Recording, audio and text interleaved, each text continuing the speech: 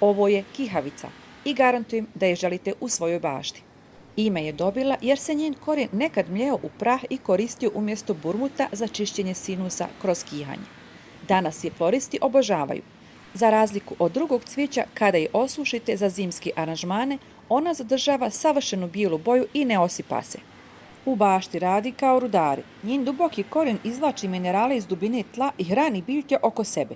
Ako njene listove ubacite u kompost, one drastično ubrzavaju razgradnju i obogaćuju ga bakrom, kalijumom i fosforom.